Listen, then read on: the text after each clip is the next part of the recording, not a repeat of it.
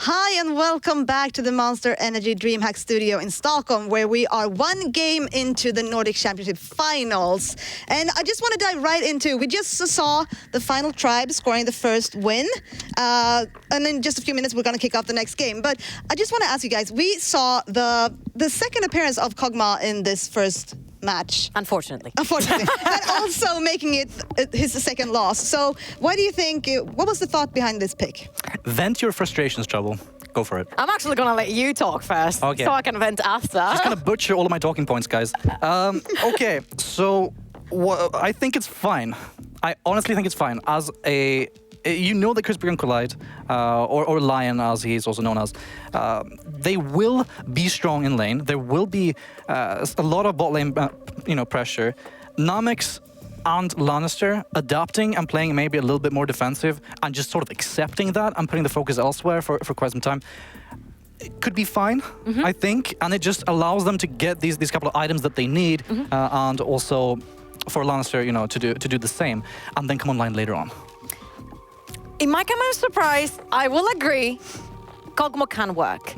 Not in this meta, and not against champions that can flank you and dive you. So even if you didn't have the Renekton and you had like something like a Vladimir diving in together with the Sylas from Royal Academy, which, by the way, again, a very passive Sylas, but he was there whenever he was needed to. He was getting the flanks and he was getting to the Kog'Maw, assisting Weza into taking that hyper ADC down. And you saw that scaling on that Olaf, he didn't really have a way to go, because once he was reaching Crispberg was ulting all the way to the other side of the fight to actually kill off Namex with the entirety of his team. So I felt like Kog'Maw can still potentially maybe work in this meta as well, but you need to at least 2 mid shields in front of you. Kryze was held on the side lane like no tomorrow. He was never unlocked. We never saw his split push. We never saw him in team fights. One time we saw him, he engaged it, and that's when we saw Falcon actually turning it around for once. So I felt like that was key from TFT, trying to keep Kryze at bay, while not necessarily risking anything either, because Renekton is a pretty safe champion. You can keep Jax at bay, you can get away from ganks if you have to, and there was never the danger because Skellen was just never up there. He was playing mostly to try and protect the bot side, that he forgot that his win condition lies up top. I'm not sure if I heard you right there, but it sounded like you actually agreed on something in the start of that. Just a little bit. But let's shift focus from the past game and look to the coming one. What do you think Falcon needs to change about their playstyle to have a chance at this second win? Their ADC. Meg. Just a different the pick? champion, Or not the actual player. Yeah, not the actual player, the champion. I felt like Lucian could have potentially transitioned into the game much better, because you can maneuver yourself around. And Ezreal, we said that now that the AP Ezreal is nerfed, all the AP ratios have been nerfed from his kit, the Q and the E has been nerfed with the cooldown. You can now run what we've been seeing a lot in the LCK, where they run the triple lifesteal. So that could potentially work as well, because you do have built into your kit the Blade of the Ruin King. There's a lot of tankiness into the enemy team, but you also have the lifesteal to try and sustain, from Sylas diving in, from Renekton diving in, and so on and so on. So either a Lucian or an Ezreal, or even maybe a Severe, I think would have worked a little bit better. I like the play style. Try to focus a little bit more on Kryze. Now you're going to be on the red side to try and keep that last pick for Kryze.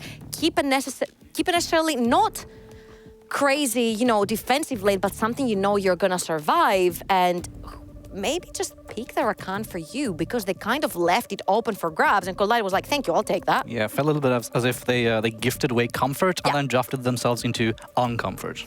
Versus the bot lane that we said, okay, these guys are playing Kai'Sa, Rakan, give them Kai'Sa, Rakan. Yeah, pretty much. So they're giving away champions, okay. What do you think will change in this upcoming pick and ban from this first game? What differences will we see? I mean, first and foremost, obviously the ADC, the marksman, right, most likely. I don't think they're gonna pull out the Kog'Maw Lulu again. I think that's a strategy that they can use here in the first game, right? It's a best of 5, remember. There's plenty of room to adapt, plenty of room to, throw out strategies that you've been practicing. Remember, it's been somewhat like 9-10 days since the semifinals, so they've had plenty of time to prepare, scout, and, throw or prepare the curveballs that they're about to, throw at them. My issue here is that Copenhagen Flames tried to do the entire thing. Sure, they didn't have a best of 5. They only had a best of 3 to play with. So, like, you lose one game, you could potentially be knocked out in the next one. And this is what I'm pretty scared about for Falcon here as well, that they're going to play Falcon style this time, but the slightest mistake that they're going to do, TFT is going to punish really hard. And it's not that necessarily they had, like, you know, a giant lead in gold into this game. It was kind of like the steps that were taken that were like, fine, you want to take the game slow, we'll take it slow, but we'll put the resources where it counts. So Falcon was not giving the kills, was not feeding the kills into their Kog'Maw. They were feeding the kills into that Olaf and 2 of them on Darkness. And Olaf can't really do much because Crispag was just all over the place and he couldn't lock him down. So even though both teams were moving slowly but surely, one trying to feed the Kog'Maw, the other one trying to get into that late game kind of Kai'Sa combination, one team opened the mouth of the ADC and started feeding the kills and the gold there, while the other, it was spread all over the place. And we come back to the kill participation for Falcon specifically, 50% across the board for all the members, which shows how scattered a lot of the fights are for them, while TFT are just pushing in like an entirety of a team. It's all about 60% all over the place. Yeah, it's all about like clean execution, right? Yeah. We saw that so many times. You know, not to talk too much about the Kog'Maw, right? But it's important with how the fights played out, right? With all of the flanks coming in from different sides, with You were getting excited there on the first fight. Like, yeah, the Kog'Maw survived, see? I mean, under the turret dive, literally just Collide diving in with Crispberg follow-up, not much else. Yeah. So I get your point, but I'm, you know, I was rooting for him a little bit, for sure. But I think majorly, the biggest point is sort of that TFT, or Falcon gave TFT a pretty easy win condition, right? Just shut down one player and then move on and wrap it all up as a unit. And the thing about the kill participations and all that jazz, it all comes down to how cleanly they execute and pick their fights and set up for it, right? Because for me, it felt like instead of Falcon trying to keep the Kog'Maw safe on a side lane where they can have, you know, Skedden behind him or even having Darkness to flank and try to pressure the lane versus Collide and Crispag, they were actually following TFT around. They were like, okay, now they're gonna go bot side. We're gonna go there first. And that was hurting Kryze quite a lot because the bot lane wanted to kind of move around the map whenever they wanted, whenever, you know, Raxi wanted to be there with the bot lane. But then Falcon was not good to flip the switch. They were first on the top side swap, but then after that, it kind of was a little bit chaotic. Kryze was not in his lane on time. He was losing quite a bit of CS, and Kryze is your main carry. Yeah, it's true.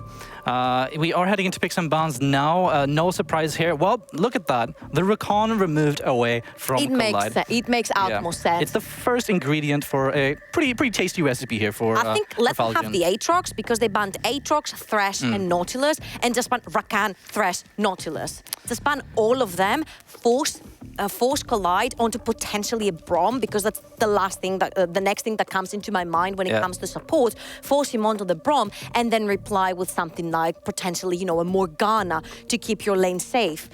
Grab the Lucian for yourself, which Namex is very used to playing. Keep a Morgana right next to him. Kind of try to counter the Braum. Sure. Pretty standard stuff here from the final tribe, locking out those 3 staple bans. Ooh, I think Xayah actually. Yeah. Xayah removed, yes. Falcon obviously do not want to give that one away to such a strong ADC on Crispberg, but you made a big talking point in the pre-show about Xayah not being that high priority for these 2 teams, right? It's not really, and I'm really surprised the fact that they banned Xayah with actually hurting the Rakan first and banning him out. So I would have rather seen possibly a Rakan, Kai'Sa, Nautilus ban, but right here, I'm not really sure if they're trying to prioritize Royal Cannon or they're like, it doesn't matter if they see Royal Cannon's pick because he's playing too safe anyway, cannot be killed in lane. He has all the ward pressure around him and all the vision. So whatever we give him, even if he gets counterpicked, he'll be safe. It's true. So some nice early, you know, pretty safe lock-ins here coming in from both teams. The first pick, Silas. I love it a lot. You know, for Wazor, it's such a... Or for Wazor or Royal Cannon, right? Both have had spectacular performances in the past on this champion. Nice flex there. Locking in the Nautilus. I love it as well for Lancer and the Gragas as well. And here you can lock in the Braum Lucian. And again, it's a lane that fits Crispberg and Collide so much.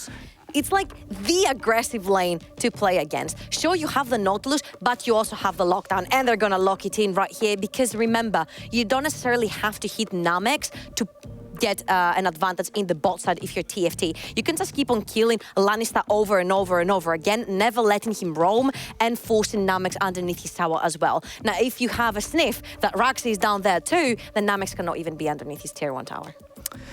Yeah, so some nice versatility here for TFT. Both, fire. Yeah, it's still, however, okay, there it is. Actually, Yasuo, okay. So something that we've seen with Yasuo's in the past is, you know, it might not go where we expect it to. I'm sniffing that this time it's gonna be Raxi on the Sylas because it doesn't really make sense using your Sylas versus the Yasuo. It's melee versus melee, but Yasuo does have the upper hand because he has the shield, he has the continuous auto attacks when you're going in for that wave clear with Sylas. His wave clear has been hurt, and also his shield now is only against AP damage, so it's not gonna be that fitting to play versus Yasuo. I would have rather see something again like the Renekton possibly being played by Roran Cannon. The Aatrox is still in, so kind of give him something that he can stay safe, but also have a skill matchup in case Raxi pays a visit in that mid lane as well.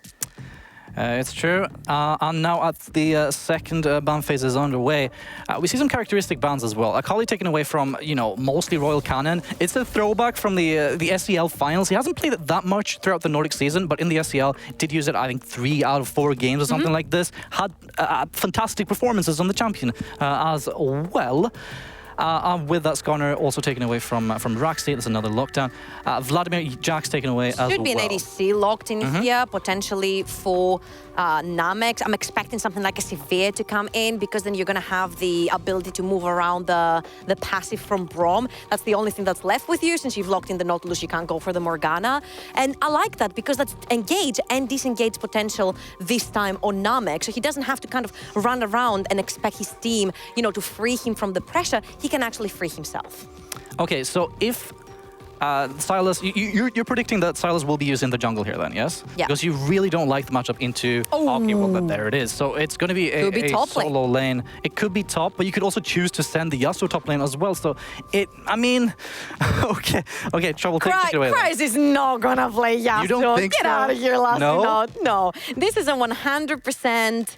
with a signature Darkness champion. Okay. He's pulled it in before in the tournament. And this is also another signature champion for Kryze. At the start, when that Nico was so huge into the top lane, we've seen it pulled over and over again. Now, you're going to have to put the Renekton in the mid lane if you want to survive the Yasuo. This is why I'm feeling this is Wazer's time to play the Sylas. I'm expecting a Sylas versus Nico, whereas Nico, you can actually go for the AP route since you're playing against the Sylas. So you're not playing to punish the top laner, you're both playing for that waiting game until you're out of lane. You can use your Glacial Augment and you can actually, you know, go into the team fights. And I like this option more from Falcon. The fact that they're going this time for the team fight instead of going for the side lane skirmishes. Yeah. For sure, I like that a lot as well. And if I recall correctly, that Nico pick for Kryze, I think it was the game against Ventus that they won first game, I believe, in, you know, actually day number 1. So he came out swinging on that champion, looked fantastic. Super excited about Darkness Yasuo. Yasuo is one of these champions that's like notorious for going super well or, you know, falling flat on its face. And it just screams Darkness, doesn't it? I mean, it screams Darkness. I didn't want to give in too much, but Yasuo has been banned 6 times versus Falcon, and for a reason. It's because Darkness has been practicing. They know that he's playing these types of champions, you know, the fighters, the assassins. And I had a little talk with TFT previously, and they actually told me, well, we know that Darkness plays Yasuo, so we might let him, you know, pick it one game, but we have the punish for it. And they're bringing in the Renekton. Okay. There you go. We're about to get into game number 2, and we'll see if the final tribe will keep this pressure up or if Falcon will will be able to return the favor this time. We have a few minutes to go. I just heard you talking about the picks and the bans, and what would you say were the biggest surprises in that lineup? I don't know if there were surprises because the second I saw Gragas being locked in, I knew Yasuo wasn't going to be taken away, especially by Royal Cannon. He doesn't play that type of stuff. So I was like, the second I saw that Gragas, and I was like, oh baby, it's coming. The Yeah. Yasuo is coming. Absolutely. And speaking of surprises, with you predicting pretty much 60% of the pick and ban phase, I feel like it's... This is what you got me here for. Yeah, I feel like it's sort of expected from these carries. It plays into their nature, and I do obviously like that Gragas Yasuo synergy a lot. Do you think we can expect then for Hueden to focus hard mid lane? 100%. You've got your safe bot lane. This is what you wanted from the start. Keep your bot lane safe, but also have some say in the mid game, because that Kog'Maw didn't have much to say in the mid game, especially when the flank started coming in. You saw that he would either keep too far back, where in the point he had no impact at all in the team fight, or he would just get killed off by a flank. Now, having the Severe, you can actually dictate the pace of these fights. You can actually start them. And something that I love for Falcon banning all these hard engaged champions is that Braum doesn't really have a hard engage. Unless you flash ult on someone and knock them up where everyone else can kind of follow in, you don't really have anything, you know, that's going to hit 100% and engage the fight. This is what I love here, and I love the versatility from the side of Falcon, because I'm like, look, we're going to play on our strengths now. This is why I recalled back to the Copenhagen Flames game, because it kind of looks like it's the same team. It's kind of like we're seeing Copenhagen Flames again. They tried the Kog'Maw, they tried to cheese the enemy team, for sure. Didn't work, caught with their hand in the cookie jar, and they're like, okay, let's fall back to what we know, to what we play, to what the rest of the people know us for.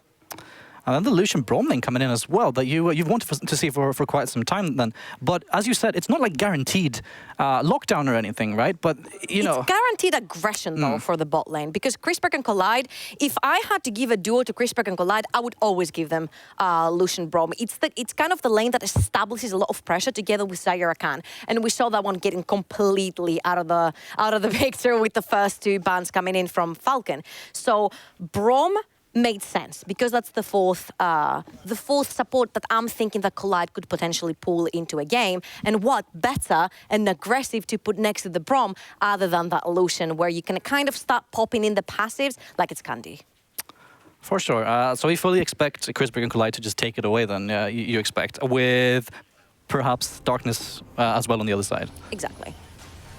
And we're actually in the game, and the second match is beginning right now. And let me see, do you think we're looking at a 2-0 lead, or are we looking at a 1-1 situation when this is done?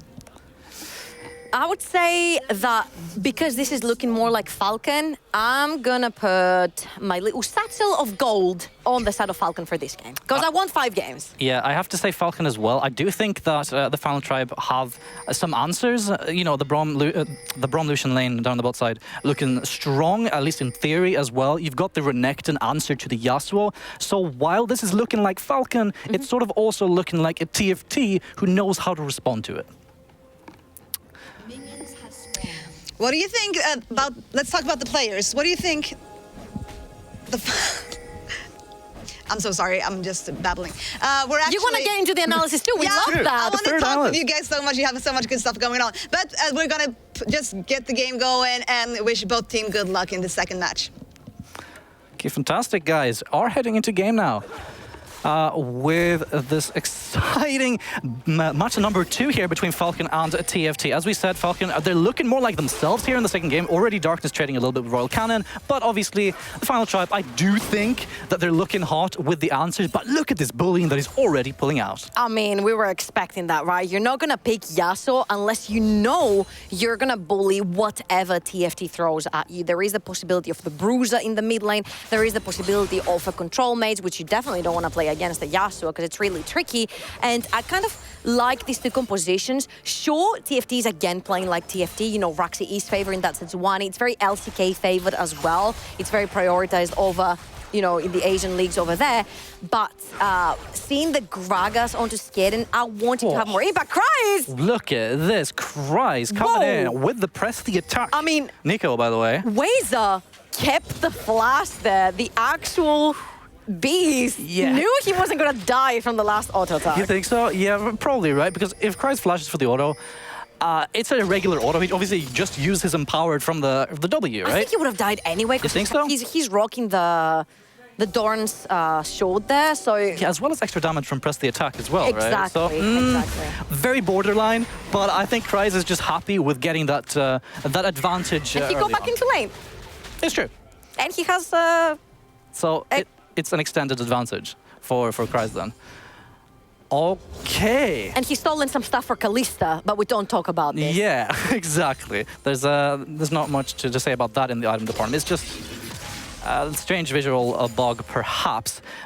Anyways, ladies and gentlemen, so this will be an extended advantage here for Kreis, and I love that he's back on the Nico. I love that he's back on the on-hit versus Wazor, who wants to sort of... we've spoken about Wazor, he's solid, right?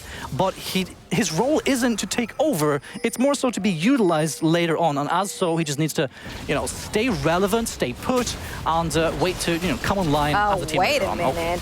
Okay, interesting stuff. Triple invade. So we're having... Wait, is that it? Getting over the top side of the map, he actually took the entire top quadrant jungle off Roxy as well, and Roxy over the bot side of the map. Now here, what I really want to say, we might see the flash here. Oh, there it is. The respect flash comes in for Wazor. You know, it looks very troll when it happens, but you know... Oh, he's going in. He can't though. Like he can't fully close the distance here. So we obviously see Wazor, you know, being pushed away. He's gonna choose to stay, soak up the mini wave. Doesn't really want to let that one go. But you know, we expect him to back soon. TP back to lane. There's another one walking in though, and it is going to crash underneath his tower pretty soon. But what do you know? Roxy might just be down the bot lane. Yeah, TFT playing according to what they want to achieve once again. Namek taking a large chunk there, but you know, it's not lethal amounts. Spell shield is very real, but you know, these chunks are gonna stick for quite some time. They're gonna matter, so you don't necessarily have to kill them. You just have to, you know, utilize their resources, you know, starve them a little bit, and there you go, pretty much. And let's not forget, if our game goes 30 minutes plus, like the previous one did, the CV is gonna be much more impactful in the team fights than Illusion will. So if they want to snowball Crispec, they have to do it early into the game. They have to do it now, considering what Dragon we have into this game as well. And another point that I wanted to make is the fact that we said that Wazor just kind of has to fend off Kreis, doesn't really have to beat him in lane, doesn't have to solo kill him. He just has to stop him from trying to TP in lane. And Kreis right here is on a counter pick on something that he's so good at. Skedden is up top lane and Wazor is way too far a little ahead. bit under trouble there. Remember, he doesn't have that flash. He realizes that he's in a 1 versus 2 extendedly so, and Kreis will pick up that kill finally. Roxy though, yet in again. The top side. Yeah, Roxy. You know, I wanted to say, just before this happened in the bot side, if you watched how the Final Tribe, you know, coordinated their starting of recall, you saw sort of Roxy and Collide and Krisberg starting recalls at the same time, trying to synergize. And then they're like, no. You know what? We might just go for we a might bot pull guy. another one. Yeah, it's true. The thing though is that Namex and Lannister are pulling so much attention down bot lane, but they're not dying. And here you can clearly see how Krisberg and Collide want to fight. They have the heal, they have the ignite, they want to go all out, they want to start killing people and getting these kills onto Namex. On the other hand, Namex just wants to stay alive. True. You're gonna push him off to lane. He has TP. He's gonna get back. He's gonna get the wave shoved back in. If Lannister manages to stay safe, then Namex is gonna be fine. And on the other hand side, you've got Kreis already rolling in. No summoners needed to be burned. Skedden is level 5. He's gonna be soon level 6, and he still has that flash body slam ability, which I'm pretty sure he might be landing mid lane. Yeah, and these are some tendencies that we've seen from Wazor and Royal Cannon in the past. They sort of overextend a little bit and overstay their welcome, knowing that Wazor did not have flash up and not sufficient ward coverage with the assistance of Roxy, since he's obviously busy elsewhere, right? Then it has its consequences for sure. And honestly, if you look at the mid and top advantages already, this is kind of crazy. Falcon are just running away with this one in the early game. And this is what they have to do, right? This is where Krisberg and Collide get their... Watch, start clear down, and all of these is coming in. Look, Lannister's even here. Royal Cannon is going to get stunned down, I should say, rooted up. It's Kreis who picks this up. 2-0 for the man, and the entire neighborhood is brought to the mid lane. I mean, where else are you gonna be? You're gonna be around Darkness, or you're gonna be around Kreis. And is that a surprise? Namex was all the way back in base. He had already backed. He's staying safe. He's got his farming item. Lannister is like, all right, I'm just gonna roam towards mid lane, which is what I do when I have such a champion that can actually engage fights. Namex can actually, you know what? He will get chunked, but he can stay safe. But look at behind him. It's Skedden coming in on the hunt. Obviously, proc. The flash forward by Lannister. Extended body slam by FALKN, beautifully executed. And obviously Crispy has to dash backwards just to draw attention away from Collide. And this time FALKN are capitalizing on the bot lane beautifully. And it's so good for FALKN because Crispberg is getting impatient. He wants the skills in. He wants this pressure for himself. But Cryze, wait a minute. Double hijack, double pop blossom coming in. Wazer, can he get the extended fight? Cryze flashes away from those chains. Will have that empowered W soon, but obviously Wazer, it dashes away. Wants none of that funny business. But at least he forces the flash. Royal Cannon is on his way up, but the signal has been given by FALKN that there might be an angry crocodile around our top quadrant of the jungle, so you might not want to stay underneath your tower. So back to the previous point, Crispberg is getting so thirsty to start getting this gold rolling, to start getting this advantage, because remember, you're on the Lucian. You have to start getting rolled way before Namek starts getting rolling onto the Sivir later into the game. On a Sivir that's kind of been hit a little bit with 916, and her Ricochet does not do as much damage as before. But Namek right now is not all about, pressuring his lane. It's about staying underneath his tower, safe, while Lannister, yet again, is roaming somewhere up top river. Yeah, Namek is perfectly fine with these early scaling or early AD scaling percentages going down in the early Ricochet's levels because, it's not going to matter that much until... You're not going to be pushing, yeah. Exactly, until the higher levels, or the mid-game levels, I should say. Now, we do see a little bit of setup, finally, uncharacteristically late by both of these teams. That Dragon being started at the 9-minute mark. Ocean Dragon now at 2,000 HP. Lannister and FALKN are around, but I don't think they're going to contest, realizing that the final tribe have established enough presence and Cryze to really back them away. And Cryze is laying it down the pain. Look at this, man. I adore this pick to punish Wazer. And this is the problem here. Wazer has not seen Skedden to try and steal any other ultimate other than Cryze's, and that has a cooldown on it, so he can't steal it again for a couple more seconds. So now that Wazer is pretty much ulti-less, Cryze can start making more and more plays on him because he's feeling more safe. He's already 2-0 up. He has 150 gold bounty onto his head. And I feel like there's 1,000 gold difference between the two teams. And I have a feeling it's lane towards up top lane. Absolutely. With 2-0 Nico, who's also ahead in farm. FALKN is pulling a TFT. Okay, so with the Dragon done, FALKN are really quick with the rotations, will establish that presence. Watch FALKN, he's already there. Look at this guy. This is so He knows Rax is going to be going there. Because look at how they're moving, right? Even Royal Cannon is sort of, he's dipping his toes in there. Raxi is looking for it. Lannister, Namek on the rotation. Oh, they've got onto Royal Cannon, I think. Yeah, it does seem so. Obviously, FALKN will be moving towards the mid side because of that. So if it looks strange that Namek and Lannister would be moving away from top lane after they just rotated, remember, this team brings the entire family, it brings the neighborhood, it brings their pets for any fights that might come out. And it's the first game that I feel like we're seeing FALKN play all together. It's not just Darkness, it's not just Lannister roaming mid. Sure, that's how you get it started, and that's how you get Skedden playing towards Darkness as well, but it's not necessarily just Darkness that's doing the work here. It's Cryze doing well, it's the bot lane doing well, it's everything going well. And right here, because your wave was not pressuring under any tower, because you got the pick, here's where Shelly is worth to actually contest and take. It's pre-minute 14, which means they're gonna cash in so much gold. And remember, they have the highest percentage of them taking towers before minute 14. So where does it make sense to pop that Herald then? Do you think they're going to be used topside where there's already an established 2 versus 2? Or are you going to amplify the mid lane where Darkness already has natural presence? What would you expect? Watch the light here, by the way. Ooh, I love this ward right there. There's Cinco light waiting on the side. Well. They're like, something's happening. Comes in on the hunt to disengage. However, Namek is completely out of mana. Remember, the hook lands by Lannister. FALKN is there, but as is Raxi, and it's TFT that are quicker. FALKN take too much time, and the vision play with Raxi in the back bush, it's just too much for FALKN. Ooh, I feel like that was very telegraphed by TFT. It really was. The fact that Collide jumps all the way into your face, trying to force an engage, not just try to create a trade, should have given you the trigger that's so much there. Flash forward, double pop blossom. Under the but tower? It's Cryze who gets the kill as Wazer overcommits. And Wazer, this staple of stability, goes in for the drive-by under the tower. Kill. I was expecting to see something like a stopwatch in his inventory, something that will completely rid him off of the tower aggro. what are you doing? That's a 2-0 Nico AD that you're going up against. So you're not only trying to take the trades, Herald. you're trying to dive her underneath the tower. Herald is going to be popped mid. Lannister is also there yet again, and they're going to feed all this gold into darkness. You need this Yasuo to get rolling. Yeah, there it is. Only two plates left now on the day. And honestly, that bottom play was really questionable because even with the stopwatch, right, he's still going to be stationary under the turret.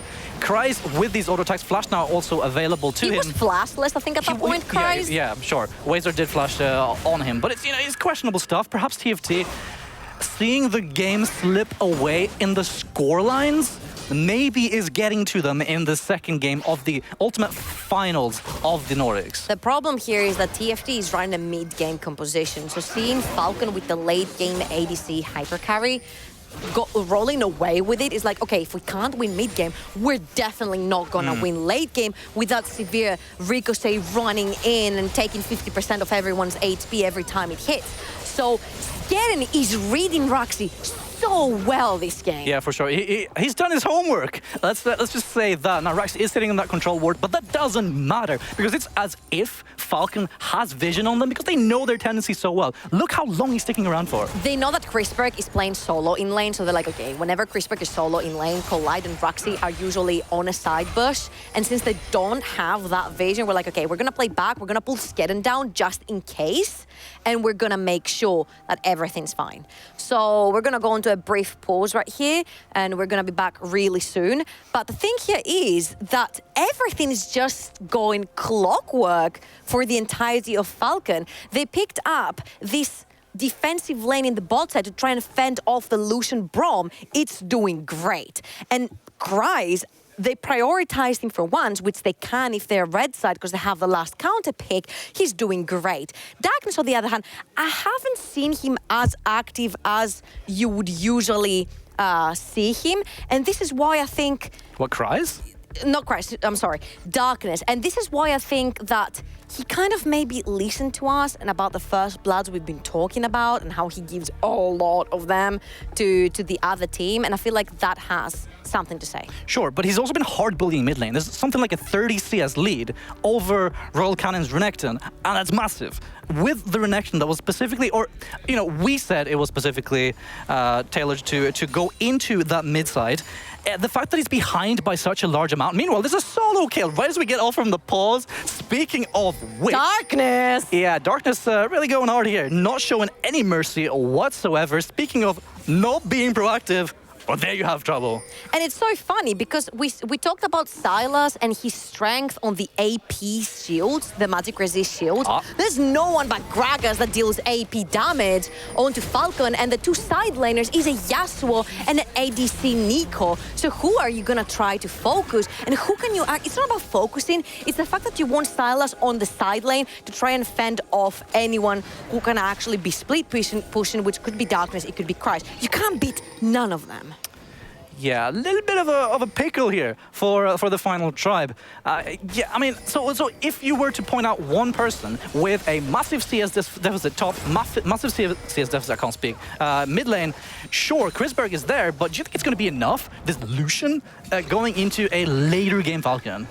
Could potentially work if they make a play mid-game and if they make it sure. Don't forget that Roxy is kind of on point with Sejuani ultimates as well. So if you cut Namex off guard before the shield pops, you could potentially find this really hard. But Darkness... Ultimates, Lannister with the depth charge. Darkness gets that last breath onto Chrisberg. He is going to go down. Speaking of Lucians being, you know, a point of focus here, he gets slain where he stands, but as does Darkness, because the entirety of TFT is here, apart from obviously the mid 1 versus 1 happening here. Now, Fredon is on the defensive. Stopwatch is going to buy some time, you know, allow Lannister, allow Namex to get away, but it is a 2-for-1, and it's in favor of a TFT that's behind. Because the power spikes are so much different for the champions of the side of TFT. You've got the Black Lever completed, you've got Blade of the Ruin King completed. That's exactly what you need and when you need to be fighting. You need to fight before that Severe starts getting some items in. So Yasuo has one item, but he has like a static Severe. Sure, it's pressure in lane, but it's nothing that's going to give the Wyndham team fight. But now they want the Dragon. Yeah, they do want it. Actually, Roxy who will lock that down. Okay. That's just straight up not what you want to see from Falcon right there. Kryze walks in to try and steal the Ocean Drake As an attack damage Kryze, from Nico. a jungler. Oh, man. I don't think you can outsmite Sejuani with an AD, Nico, correct me if I'm wrong. And I don't think it's worth it for you to give your shutdown when you are 4-0 up. You know, there is a potential that he had his third auto attack charged. He does have that zeal. Slight crit chance, you know, getting that burst I damage got there. this, guys. I'll give you that Ocean Drake. Sure. But yeah, I definitely agree with you, obviously, that it's not worth it to try to go for that. It gives away a massive shutdown. I didn't quite see who picked it up. I think it was Royal Cannon, right? It was 1-1 just now. So that Renekton now quite strong, and will have an easier time dealing with darkness. And that's the problem. You start giving in your shutdowns and giving them, you know, objectives and gold in the mid game, they're going to run away with it. They're not going to wait for you severe to reach 3 and 4 items for you to teamfight them. They're going to close as much sooner. They're going to wait for these specific mistakes that we talked about, being overzealous and actually, you know, disrespecting the fact that TFT has beat you in the Swedish League in this tournament so far. They've clean sweeped you the entire time. You need to respect these guys. Yeah, obviously going 2-0 in the group stage. Hang on, Raxi now landing that ultimate, but it's also Hueda who gets that knock-up in favor of Darkness. And there is that explosive cast, but the fight just takes so long. Yes, there's 1-0 so far, but look at the amount of time they buy. It is a 2-1 in favor of Falcon here, but you know, here's Kryze with that pop blossom, and the re-engage comes in. Hueda is massive, and it's just too long of a fight. TFT lose 4. Yes, the bot lane is under siege, but it's definitely not what you want to see for TFT. Beautifully executed by Falcon. And TFT made a mistake here that Falcon did in the previous game.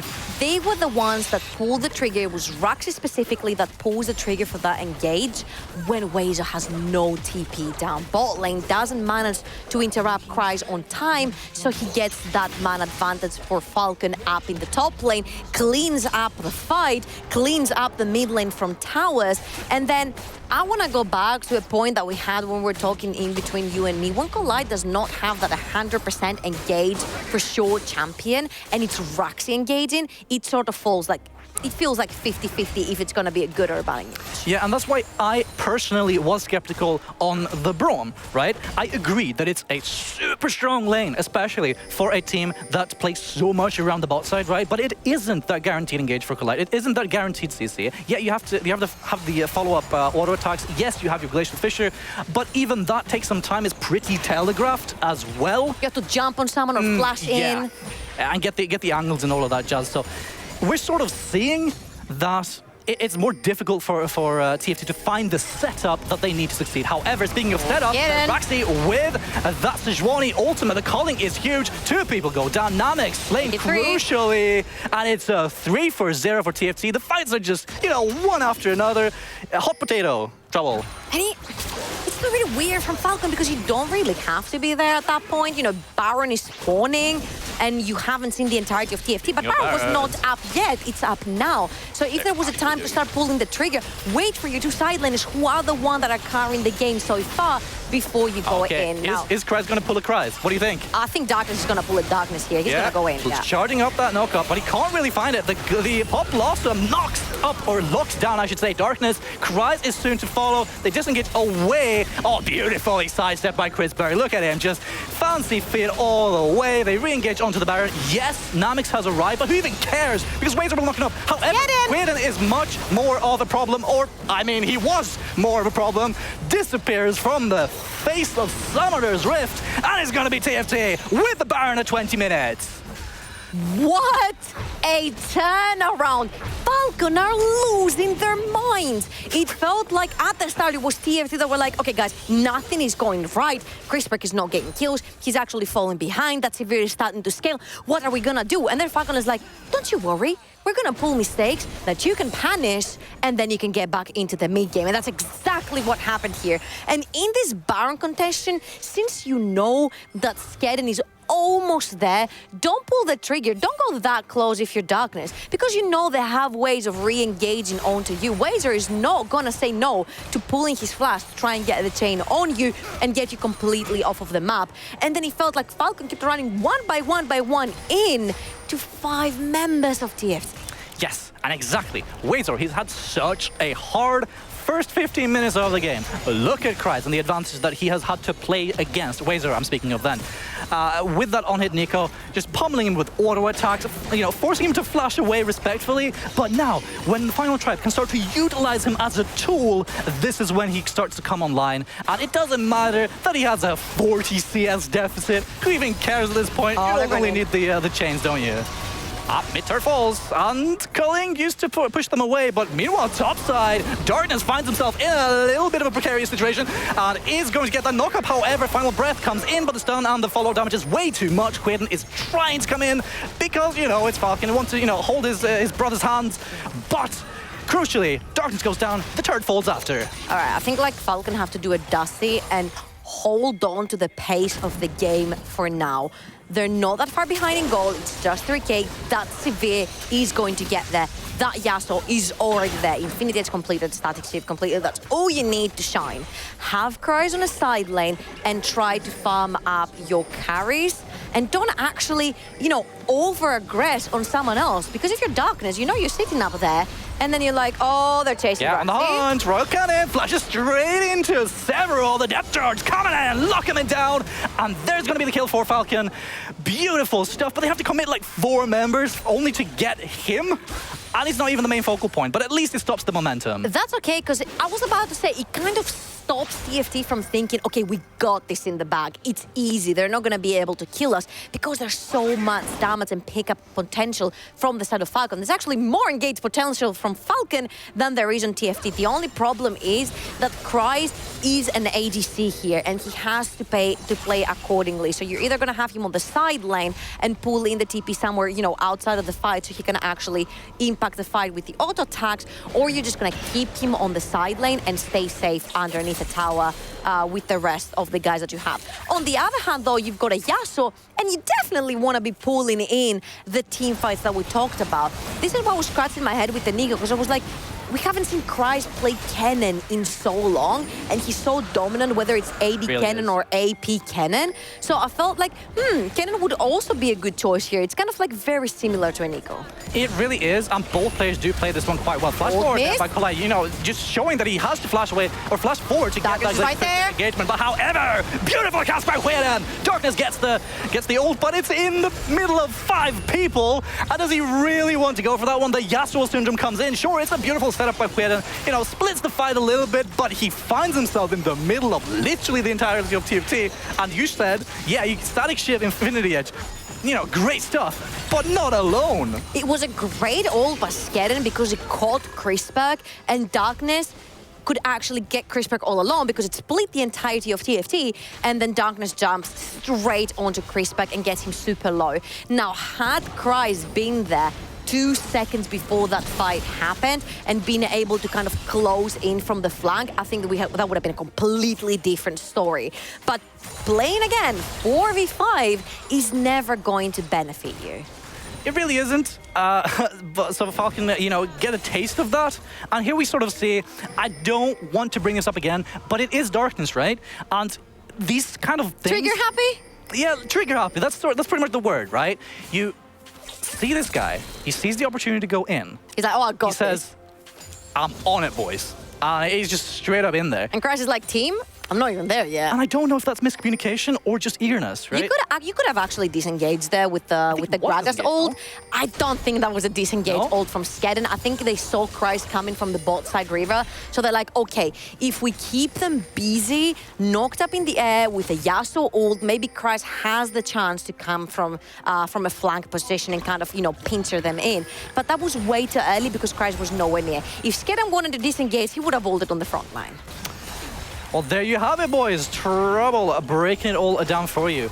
Makes so much more sense now that I have my analyst right next to me, debunking all that we see in front of us here. Now, TFT moving into the jungle of Falcon, but look at them. They're sitting there in the bush. But however, I don't think the final tribe really have any real reason to move up there, other than perhaps establishing deep vision. That's what they're doing, yeah. Yeah, so they're sort of banking on the fact that they might, but I think it's just too risky. Their team is not the greatest at engaging, but they're really good if you face check them. You've got all the tools there to keep people in place if they face check, and that's definitely something that Falcon doesn't want to do because they don't really have a tank. They have a pseudo tank that Nautilus is because he has to build the support item. He's not really beefy, he can't be the front line, and you're really relying on Cries being on the side lane, keeping Wazer there while you're trying to get a cheeky pick onto Crispec with that cast. Yeah, I mean, exactly. They just have to play around opportunistic, moments for Falcon. But TFT are doing such a great job, as always, keeping themselves calm and composed. They know they're on the Baron. Using these calculated moves. Yeah, obviously they do know that one, I would imagine, but they're still too afraid to move up because obviously Wazor... You don't know who's hiding in this bush. Yeah, it's true. There comes the control ward, however, so they do have full vision. Pop Blossom is hijacked by Wazor, and he gets a big stun Royal Cannon over the wall as well. Everyone's just dashing over. That's exactly what TFT wanted. Where's Darkness? This one up for such a long time. The objective was never the Baron Trouble. It was to get all of the kills because they're picking it up one by one. It's a 4 or 5 for one, I should say. Complete ace, and now you can go for the Baron. And Lannister was like, I got him, guys. I got Wazer, steals away the Nico ult, stays untargetable, and then TFT manages to all jump out. See, this is what TFT is really good at. These chaotic fights where your Lucian can maneuver himself around, then your Renekton comes in and he causes chaos, and then Namex wants a safe place to sit and throw these, auto-attack empowered ricochets that are gonna create from one place to the other. So that's pretty chaotic from Falcon because I didn't see Darkness in the entire fight. All I saw was Darkness, and then he was dead. Pretty much. Well, there you go. So Falcon not really finding this. TFT, this is just so beautiful from them, right? They set up these sort of 2-3 steps ahead what they actually want to achieve, and then obviously Falcon are forced to move up, fall into TFT, and then they can pull the trigger. So it's not as much a kind of a trap, a vision trap, but oh man. It is a vision trap, but it's not of the same type that we saw Falcon pull off or try to pull off earlier on, right? It's just I think TFT the plan was TFT. to try and keep Skedden out so they can finish the pretty Baron much, first. right? But then when they saw the kill potential, they were like, all right, let's kill them first, cash in, Sure. then take the Baron. But that's sort of how you have to use Baron as well, right? Not necessarily thinking, hey, we're going to get this Baron, more so use it as a tool to bring out the opponents when you can't really push the... when you want to force fights. Yeah, exactly. And we said they don't necessarily have a 100% engaged tool that's going to land, but if you try to bait them into coming and face checking you, they're going to lock you down anyway. Watch bot side. Roxy's coming in. It takes Cries absolutely forever to clear these Baron minions. Roxy gets the knockup. Pop Blossom is on him, but however, he's still tanking the turret and he's very tanky. The team is there. However, Royal Cannon does get knocked up, but the Sterix is way too much to, it's enough HP to keep him alive for him to be the only one to fall. Ooh, and they really thought that this mid wave would keep Falcon there. So Cries was an easy pick for them. Well, guess what? Sometimes Falcon doesn't really care for waves. We've seen them roam away from their own waves that are crashing in under the towers. So they're like, if we save Cries here and we make a pick, we might be okay. Well, it's not okay because here TFT has again translated the death of Royal Cannon into double objective. You get the mountain and you get the bot lane tier 2. It's the power of friendship, Trouble. Falcon are all about that companionship, and their friendship's being tested right now in match number 2 versus TFT. Dragon does go down. It's the 4th one of the game, and it's just so far ahead in neutral objectives and just generic momentum. Like, they're cracking on the inhibitor turrets, right?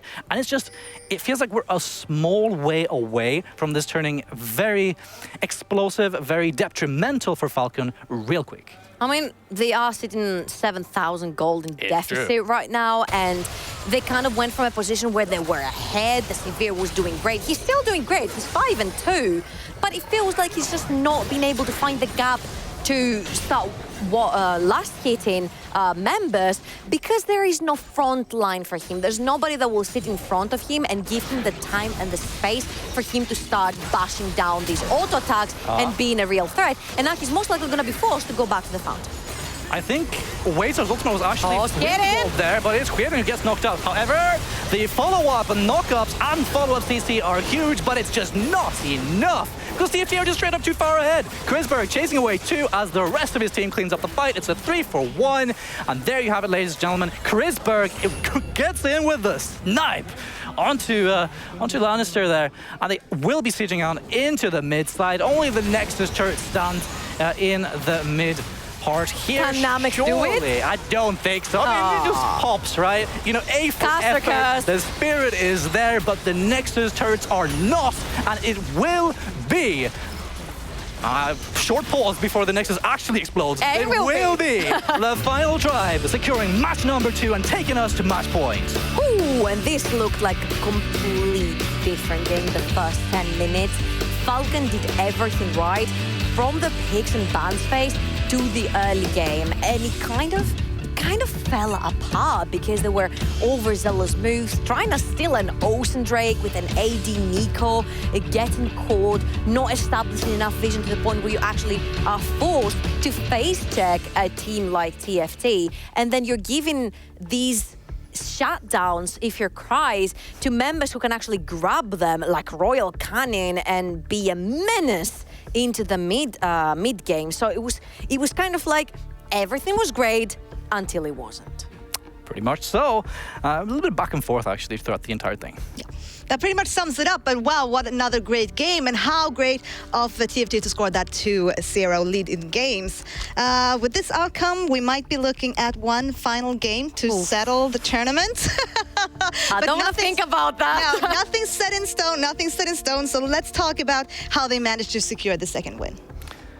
I mean, it was the Cries show early on. Hueden was sort of being a little bit everywhere. Darkness and Hueden in the mid side, locking down Royal Cannon in a matchup that Royal Cannon is supposed to do quite well in. But because of all this focus and because of the proficiency of Darkness and him being enabled in his aggressiveness, it all just, you know, all the puzzle pieces fall right into their supposed places.